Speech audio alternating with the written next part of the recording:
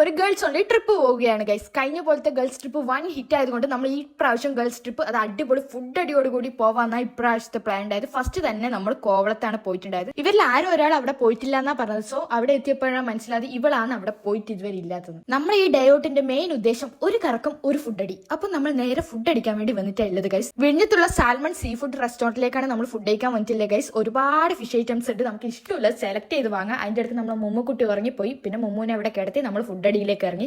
നമ്മൾ പറഞ്ഞിട്ടുണ്ടായത് മെയിൻ ആയിട്ട് 3 ഫിഷ് ആയിരുന്നു ഗൈസ് നമ്മൾ പറഞ്ഞിട്ടുണ്ടായത്. ഒന്ന് പൊരിച്ചിട്ട്, ഒന്ന് പൊള്ളിച്ചിട്ട്, ഒന്ന് വാഴയിലയിൽ പൊള്ളിച്ചിട്ട്. അപ്പൊ അതിന് കൂടെ പിടിക്കാൻ വേണ്ടിയിട്ട് നമ്മൾ പൊറോട്ടയും അപ്പുമാണ് പറഞ്ഞിട്ടുണ്ടായത്. പിന്നെ നമ്മൾ 4 പേരാണുള്ളത്. പിന്നെ എക്സ്ട്രാ നമ്മൾ കൊഞ്ചും കണവ അതായത് കൂന്തൽ കൂടെ പറഞ്ഞിട്ടുണ്ടായത്. വാഴയിൽ പൊള്ളിച്ചതൊക്കെ അടിപൊളി ടേസ്റ്റ് ആയിരുന്നു ഗൈസ്. അത് നിങ്ങൾക്ക് അവിടെ ഒന്ന് കഴിച്ചോണ്ട് തന്നെ പറയണം. പിന്നെ ഹമൂർ പൊള്ളിച്ചത്, വാവ് വാട്ട് എ ടേസ്റ്റ്. പിന്നെ നമ്മളെല്ലാവരും എൻജോയ് ചെയ്തു. അവിടുത്തെ ഗ്രേവിയും ഫിഷും അതും ഇതും എല്ലാം അടിപൊളിയായിരുന്നു ഗൈസ്. നല്ല സർവീസും ആണ് കേട്ടോ. എന്തുകൊണ്ടും വിഴിഞ്ഞത്ത് വന്ന് സീ ഫുഡ് കഴിക്കണം എന്നില്ലവര് സാൽമൺ സീ ഫുഡ് റെസ്റ്റോറന്റിലേക്ക് തന്നെ വരണം എന്നാണ് എന്റെ അഭിപ്രായം. നമ്മളെല്ലാം കഴിച്ചത് എല്ലാം മാത്രമാക്കി വെച്ചിട്ടുണ്ട്. അത് കഴിഞ്ഞ് വിഴിഞ്ഞ ഹാർബറിന്റെ സീപോർട്ടിന്റെ ഒക്കെ വ്യൂ കണ്ട് ഒരു സുലൈമാനിയും കുടിച്ചോളൂ.